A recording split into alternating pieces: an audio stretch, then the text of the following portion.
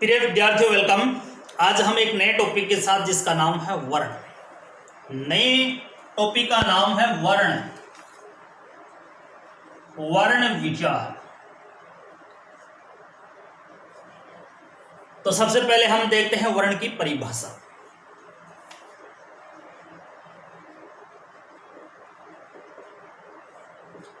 परिभाषा हम देखते हैं कि भाषा की वह छोटी से छोटी इकाई। वर्ण की परिभाषा हम देखते हैं कि भाषा की वह छोटी से छोटी इकाई जिसके और अधिक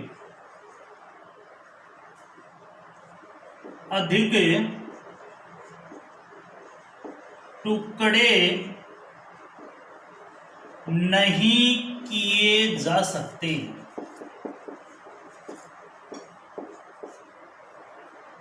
भाषा की वह छोटी से छोटी इकाई जिसके और अधिक टुकड़े नहीं किए जा सकते उसे वर्ण कहते हैं या उसे वर्ण कहा जाता है। जैसे एग्जाम्पल में देखें, पीला एक शब्द है।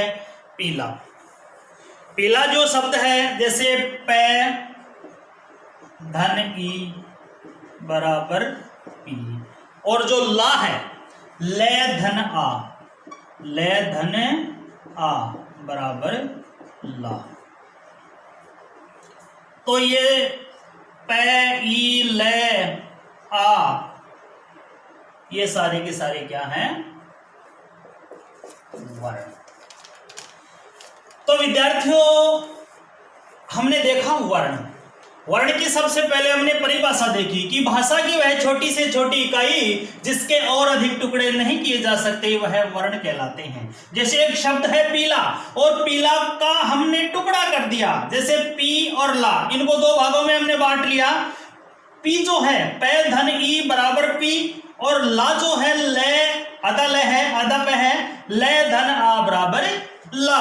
अब ये जो पे है आधा पे है, बड़ी ई है आधा ले है आ है, इसके और टुकड़े हम नहीं कर सकते। अब इसमें यदि हम पे है, ई है, ले है और आ है, इसके हम टुकड़े करना चाहें तो भी हम ऐसा नहीं कर सकते, क्योंकि यह संभव नहीं है। अतः ये जो ध्वनियां हैं, ये ध्वनियां जो है वो वर्ण कहलाती है।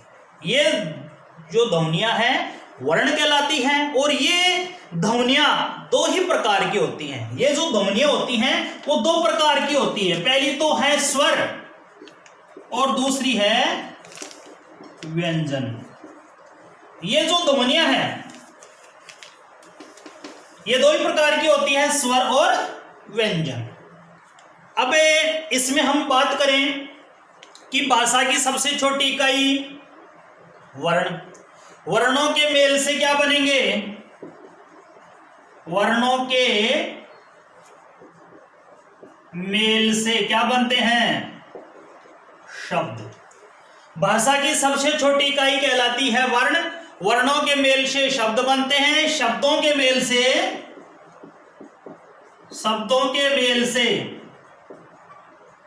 क्या बनेंगे? वाक्य। और वाक्य जो होते हैं, वाक्यों के मेल से क्या बनेंगे? भाषा। और वाक्यों के मेल से क्या बनती है? वाक्यों के मेल से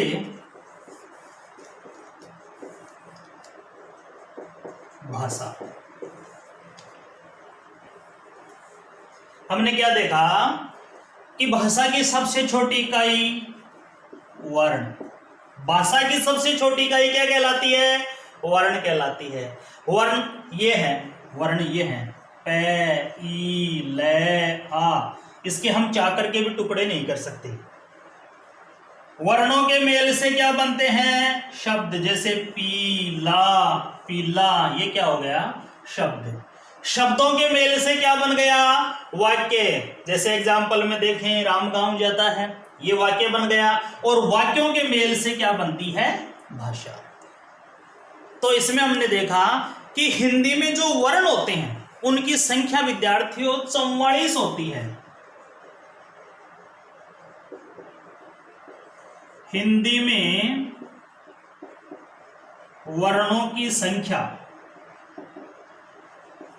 कितनी होती है? 44। हिंदी में वर्णों की संख्या 44 होती है। मुंह से जो भी उच्चारित होने वाली ध्वनियां हैं और लिखे जाने वाले इन लिपि चिन्हों को हम दो भागों में बांट सकते हैं। कौन से भाग हैं? वही स्वर और व्यंजन। इनको हम कितने भागों में बांट सकते हैं?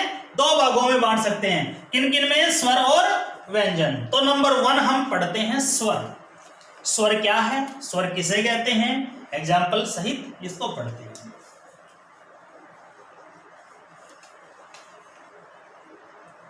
तो नंबर 1 की बात करते हैं स्वर।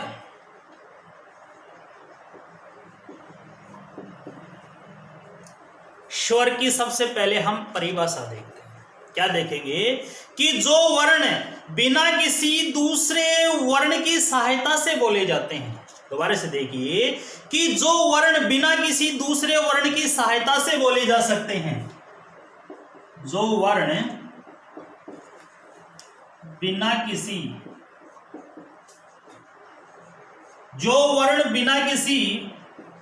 दूसरे वर्ण की सहायता से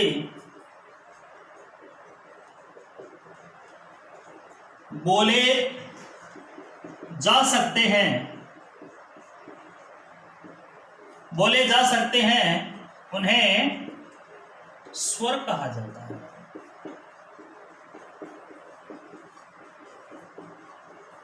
तो इसमें वर्ण जो है वो दूसरे वर्णों की सहायता से नहीं बोले जाएंगे, और अगर ऐसा होगा तो वो किसकी श्रेणी में आएंगे? स्वर की श्रेणी में आएंगे। यानी कि जो वर्ण बिना किसी दूसरे वर्ण की सहायता से बोले जा सकते हैं वे स्वर कहलाते हैं। और ये जो स्वर होते हैं वो उनकी संख्या जो होती है वह 11 होती है। कितनी होती है? 11 है। यानी कि हिंदी में जो स्वर होते हैं वो 11 होते हैं। जैसे ए, आ, ई। जैसे देखो ए, आ, ई, ए, आ, ई, ऊ, बड़ा ऊ, बड़ा ऊ, और री, ए, ओ,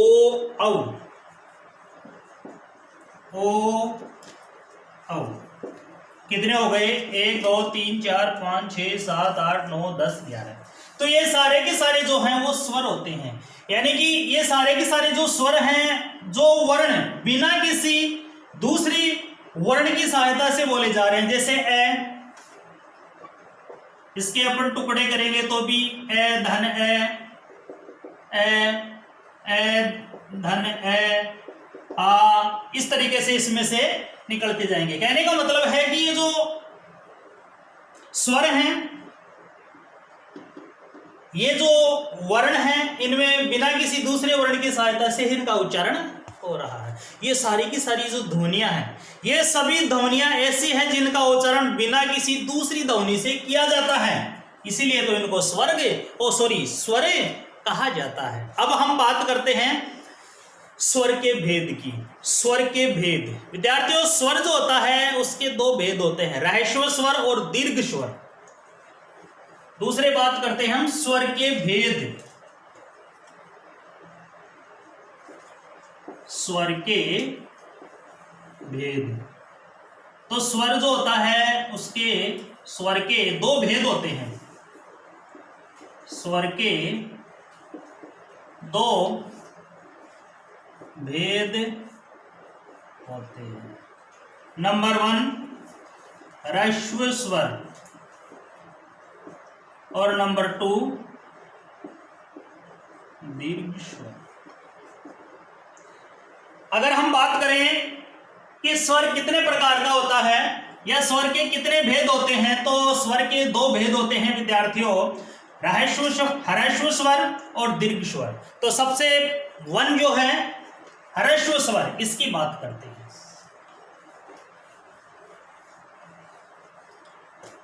नंबर 1 है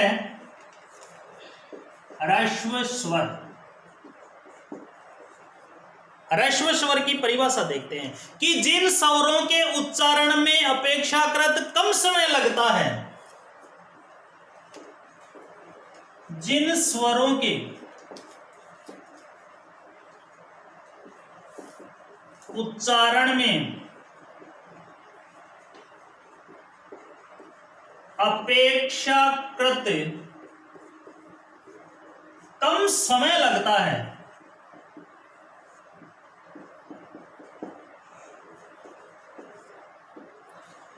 जिन स्वरों के उच्चारण में अपेक्षाकृत कम समय लगता है उन्हें ह्रस्व स्वर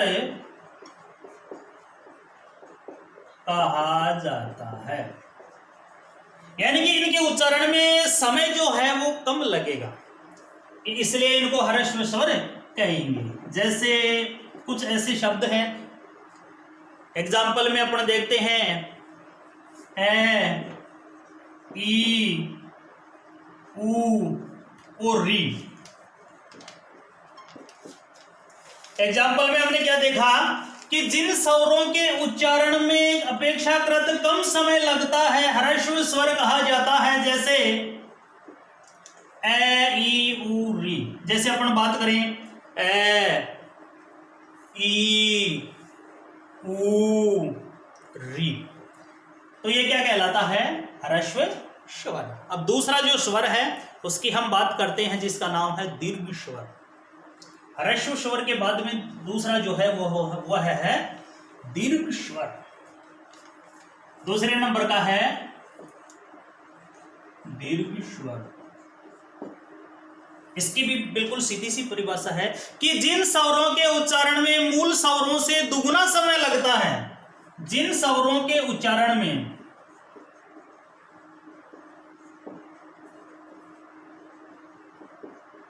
जिन स्वरों के उच्चारण में मूल स्वरों से दुगुना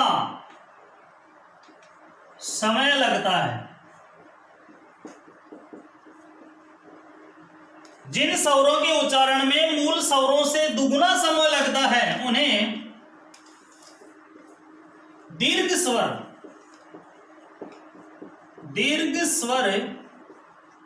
कहा जाता है। दूसरे शब्दों में कहें कि ह्रस्व स्वर से दुगुना समय जिन स्वरों में लगे उन्हें ही दीर्घ स्वर कहेंगे। कि जिन स्वरों के उच्चारण में मूल स्वरों से दुगुना समय लगता है उन्हें दीर्घ स्वर कहा जाता है। एग्जाम्पल में देखें, इसका एग्जाम्पल हम देखें, जैसे आ बड़ी, पहले में छोटी बड़ी, छोटे ऊ की जगह बड़ा ऊ, आ ई बड़ा ऊ दोनों ए, आ ई ऊ ए ओ औ, ये सारे के सारे किसके एग्जाम्पल हैं? दीर्घ स्वर के। तो इस विद्यार्थियों ने देखा कि दीर्घ स्वर में क्या देखा कि जिन स्वरों के उच्चारण में मूल स्वरों से दुगुना समय लगता है उन्हें दीर्घ स्वर कहा जाता है। एग्जाम्पल में हमने देखा आ ई ऊ ए ओ औ। तो कहने का मतलब है कि इनमें थोड़ा सा ज्यादा समय लग रहा है। अब दूसरे नंबर पे है स्वर, हमारा कंप्लीट हो गया। अब है व्यंजन। अब बात करते हैं व्यंजन की। व्यंजन, सबसे पहले अपन बात करते हैं व्यंजन की परिभाषा की, कि जो वर्ण स्वरों की सहायता से बोले जाते हैं, जो वर्ण स्वरों की सहायता से बोले जाते हैं, व्यंजन कहलाते हैं। व्यंजन की परिभाषा हमने देखी, क्या देखा? व्यंजन की परिभाषा हमने देखी कि जो वर्ण स्वरों की सहायता से बोले जाते हैं उनको हम व्यंजन कहते हैं। जैसे एग्जाम्पल में देखें, जैसे क है, जैसे हम क का उच्चारण करते हैं तो इसमें क धन ए बराबर क। जैसे हम क का उच्चारण करते हैं तो इसमें आधा क धन ए बराबर क, यानी क के साथ ए मिला हुआ है। आधा क है, उसके साथ क्या मिला हुआ है? ए मिला हुआ है। अतः व्यंजन स्वर की सहायता से बिना हम, अतः जो है व्यंजन जो है वह स्वर की सहायता के बिना हम बोल ही नहीं सकते। अब हम बात करते हैं व्यंजन ध्वनियों के वर्गीकरण की। व्यंजन ध्वनियों का वर्गीकरण।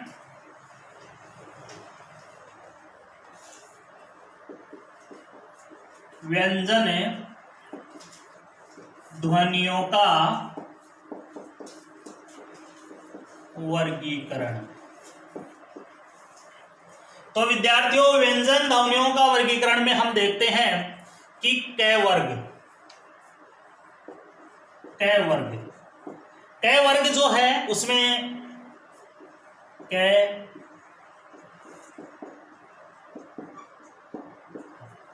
क वर्ग में हमने देखा क, ख, ग, घ और अड़। च वर्ग, च वर्ग में हम देखेंगे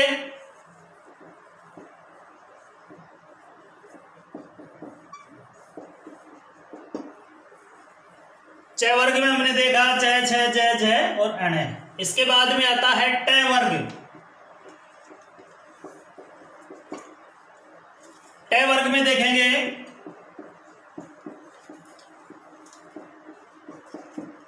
ट, ठ, ड, ढ और अण। उसके बाद में आता है त वर्ग। ट वर्ग में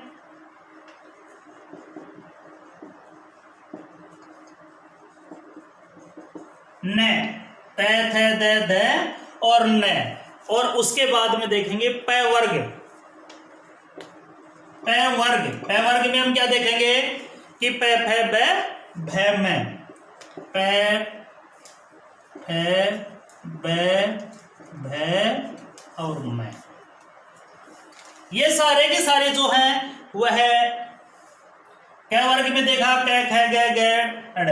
च वर्ग में देखा च, छ, ज, झ, अण।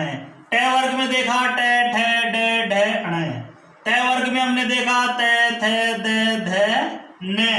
प वर्ग में देखा प, फ, ब, भ, म। अब दूसरे नंबर, यह पहला नंबर हो गया। दूसरे नंबर पे अपन बात करते हैं अंतस्थ। अंतस्थ, अंतस्थ में क्या क्या आएगा? ये रे ले वे, ये रे ले वे। ये तो किस में आएगा? अंतस्थ। और उसमें तीसरे नंबर पे है उसमें। उसमें में आएगा से है, से